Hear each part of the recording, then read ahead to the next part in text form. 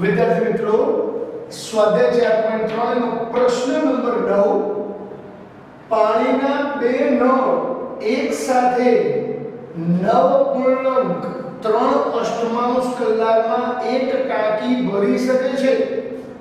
મોટા વ્યાસવાળો નળ ટાંકી ભરવા માટે નાના વ્યાસવાળા કરતો 10 કલાકનો ઓછો સમય લે છે. તો બંને નળ દ્વારા ટાંકી ભરવાનો અલગ અલગ સમય શોધો.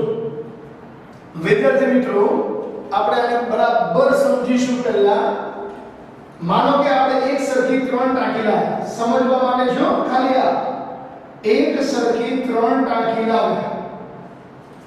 આ ત્રણેય ટાંકીના અંદર જો હો, અહીંયા ખાલી મોટો નળ ચાલુ કર્યો આપણે.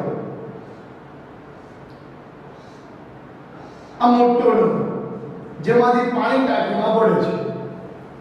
આ નાનો નળ જેમાંથી પાણીના ટાંકીમાં પાણી ભળે છે.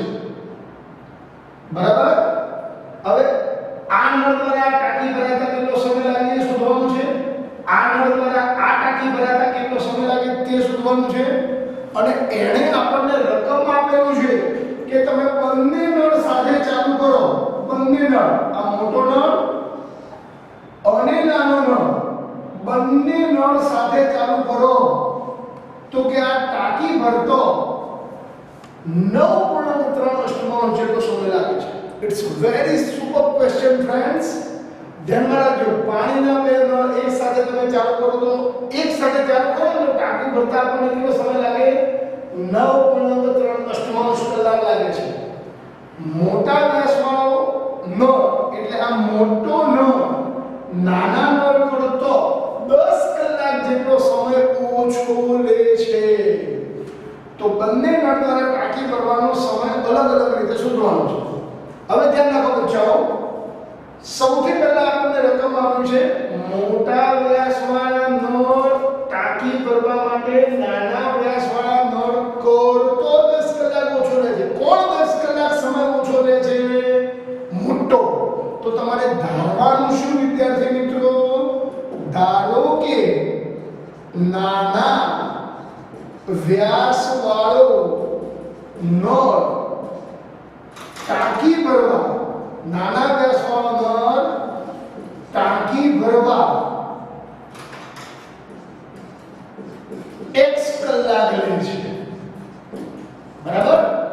પૂરેપૂરી ફૂલ ટાંકી કરવા માટે x કલાકમાં તમે એકલો નાનો નળ ચાલુ કરો તો x કલાકમાં ટાંકી ભરે છે. મોટા વ્યાસવાળો નળ ટાંકી ભરવા 10 કલાક ઓછો એટલે કે x ઓછા 10 કલાક લે છે. સમજો બચ્ચાઓ, માનો કે આને 35 કલાક થતા છે તો આ 25 કલાકમાં ટાંકી ભરી નાખે છે. આને 35 કલાક લાગે તો આ 25 કલાકમાં ટાંકી ભરી દે છે. હવે આ બંને નળનો આપણને ટાંકી ભરવાનો સમય ખબર પડી ગઈ. વિદ્યાર્થી મિત્રો ધ્યાન રાખજો, એકનો સમય છે x કલાક અને બીજાનો સમય છે x ઓછા 10 કલાક. હવે ધ્યાન રાખો, આ બંને નળો સાથે ચાલુ કરું છું તો 9.3 કલાક એટલે 8 9 75 છેદમાં 8 કલાકમાં ટાંકી ભરે છે. તો આપણે શોધવાનું છે કે બંને નળ દ્વારા ટાંકી ભરવાનો અલગ અલગ સમય કેટલો હશે. હવે ધ્યાન રાખો, સમજો બરાબર. આ નળને આપણે ચાલુ કરીએ તો બેટા એક કલાકમાં કંઈક તો ટાંકી ભરાશે ને. તો પહેલા બંને નળનો તમારે 1 કલાકનો સમય શોધવાનો. તો જો નાનો નળ x કલાકમાં આખી ટાંકી ભરે તો 1 કલાકમાં કંઈક તો ટાંકી ભરાશે ને. માની લો કે આટલી ટાંકી ભરાય છે. 1 કલાકમાં નાના નળથી આટલી ટાંકી ભરાય, આટલી, અને મોટા નળથી આટલી ટાંકી ભરાય છે. મોટા નળથી આટલી ટાંકી ભરાય છે. સમજી લેજો બરાબર. એક કલાકમાં નાના નળથી ભરાતી ટાંકી 1/x આવે. જો એ કેવી રીતે આવે એની હું તમને સમજાવું. x કલાકમાં એક ટાંકી ભરે, x કલાકમાં એક ટાંકી ભરે, તો બચ્ચાઓ 1 કલાકમાં કેટલી ટાંકી ભરે? કલાક નીચે કલાક, ટાંકી નીચે ટાંકી, તો કઈ તો ટાંકી ભરાશે ને. આને ઉલટાવી દો, 1/x અને આ 1/m. કલાક કલાક કર તો 1/x ટાંકી ભરાય. 1 કલાકમાં નાના નળથી ભરાતી ટાંકી 1/x કલાક. ફરીથી x કલાકમાં એક ટાંકી ભરે, તો 1 કલાકમાં કેટલી ટાંકી ભરે?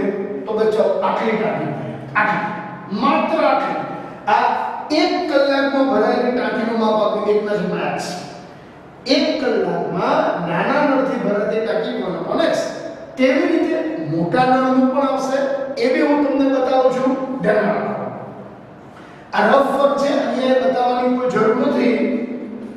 1 કલાકમાં તે x ઓછા 10 કલાકમાં એક ટાંકી ભરે, તો 1 કલાકમાં કેટલી ટાંકી ભરે? તો બચ્ચાઓ આ બંનેને ઉલટાવી દો.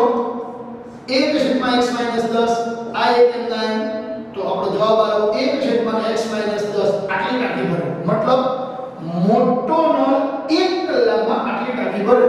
તો અહીંયા આપણે લખીશું 1 કલાકમાં મોટા નળથી ભરાતી ટાંકી બરાબર 1/x - 10. બરાબર, આટલી ટાંકી ભરાય.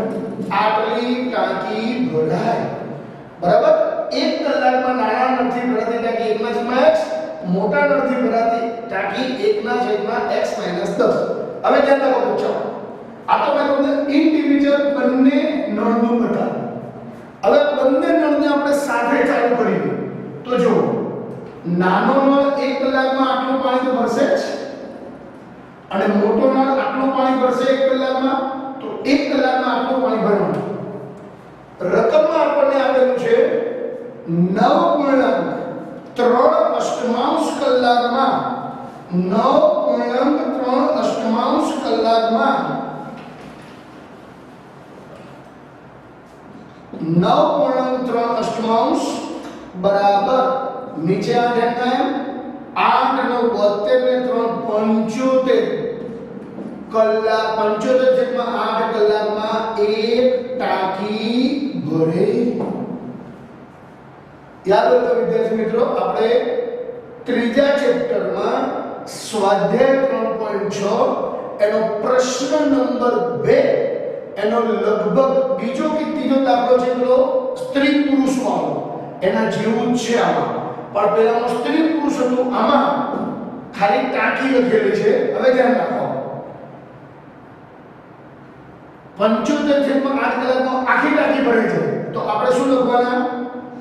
1/8 કુલ સમય આ 1/x ટાંકી ભરવાની વત્તા 1/x - 10, તો બંનેને ભેગા કરીએ તો આ તો ભરાયેલી ટાંકી આવી. હવે એને સમય કેટલો આપ્યો આપણે? 75/8 કલાક. આ કુલ સમય આપણો 75/8 કલાક. આ ભરાયેલી ટાંકી, આ 1 કલાકમાં ભરાયેલી ટાંકી 75/8 વડે ગુણીએ તો આખી ટાંકી ભરાય એટલે બરાબર 1. 8 ને ઉપર લઈ લો, 75 પેલી બાજુ નીચે જશે. આ બંનેનો લસા લઈએ વિદ્યાર્થી મિત્રો, આનો લસા આવશે x - 10. નીચે x - 10 ઉપર x - 10, નીચે x ઉપર x બરાબર 8 ઉપર જશે, 75 અહીંયા નીચે આવશે. ઉતાવળમાં ભૂલથી +x કટ ના થાય એનું ખાસ ધ્યાન રાખજો.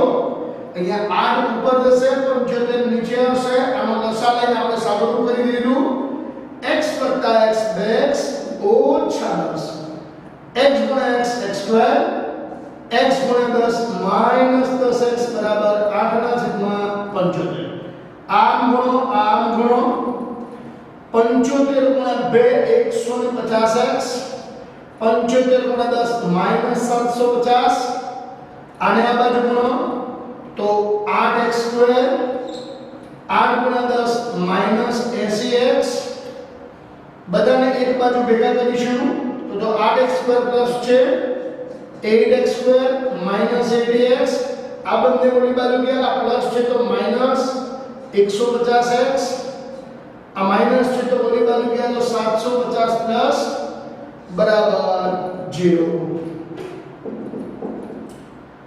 0 બરાબર 8x સ્ક્વેર સમાન ચિહ્ન આ બંનેનો સરવાળો -230x અને 750 આગળ વધીએ બચ્ચાઓ આમ તો 750 × 8 કરશો તો 25 400 6000 આવશે 6000 ના એવા બે ભાગ પાડવાના કે જેનો સરવાળો 230 થશે જોઈએ આપણે 0 બરાબર 8x સ્ક્વેર 25 400 3 × 6 6000 6000 ના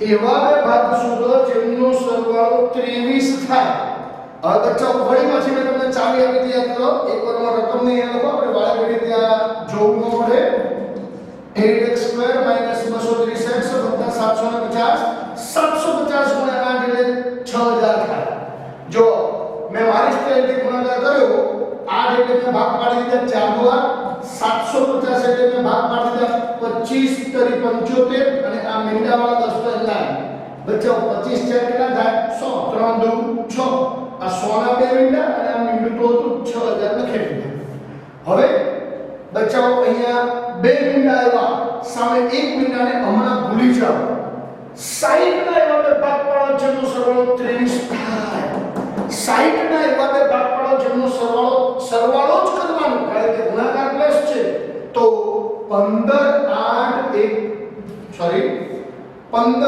4 60 15 ને 4 19 20 તરી 60 કેટલા ભાગ પડશે 20 તરી 60 બંનેને એક એક 0 આપી દો આ બે 0 બંનેને આપી દો 200 + 30 230 ગુણાકાર પ્લસ મધ્યમ પદનું ચિહ્ન બંનેને આપી દો ગુણાકાર પ્લસ હોય ત્યારે મધ્યમ પદનું ચિહ્ન બંનેને આપી દો અહીંયા 0 બરાબર 8x સ્ક્વેર -200x -30x વત્તા 750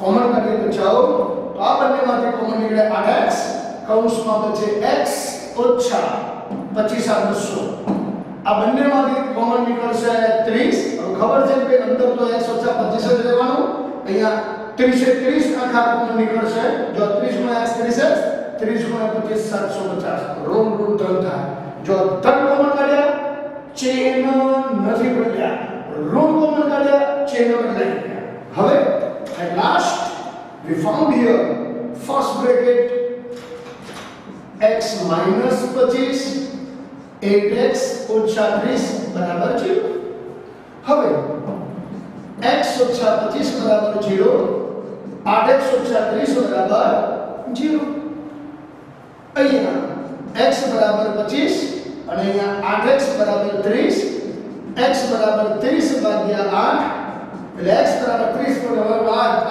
8 दूसरा 24 8 तरी 24 6 से પછી 0 8 7 56 4 0 8 45 તો 3.75 આપણો જવાબ આવ્યો હવે ધ્યાન રાખજો બચ્ચાઓ x બરાબર આ છે અને x બરાબર આ છે જો x બરાબર 3.75 હોય તો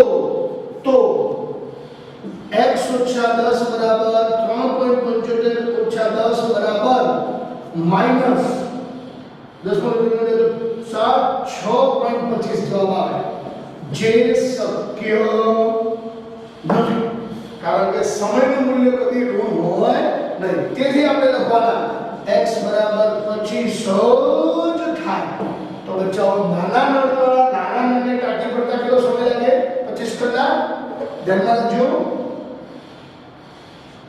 નાના નળને x બરાબર 25 કલાક લાગે અને મોટા નળને x ઓછા 10 બરાબર 25 ઓછા 10 બરાબર 15 કલાક લાગે તો બચ્ચાઓ આ રીતે આપણે સુગમ દાખલો ગણવાનો છે enjoy this sum it's very easy and very simple thank you very